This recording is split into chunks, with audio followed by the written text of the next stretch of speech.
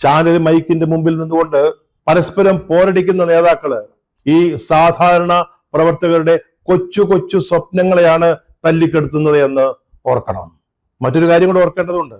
ഇപ്പോൾ ഈ ഇഷ്യൂ, അതായത് രാഹുൽ മാങ്കൂട്ടത്തിലുമായി ബന്ധപ്പെട്ട പ്രശ്നം, അതിനി രാഹുലിന്റെ മാത്രം പ്രശ്നമല്ല, രാഹുലിന് മാത്രം എതിരായിട്ടുള്ളതല്ല.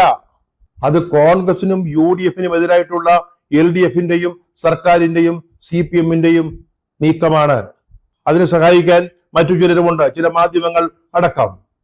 ഇത് പാർട്ടിക്കെതിരായിട്ടുള്ള ഒരു നീക്കമാണെന്ന് മനസ്സിലാക്കാൻ, അതനുസരിച്ച് വകതിരിവോടെ പ്രവർത്തിക്കാൻ എന്തുകൊണ്ടാണ് നേതാക്കൾക്ക് സാധിക്കാതെ പോകുന്നത്?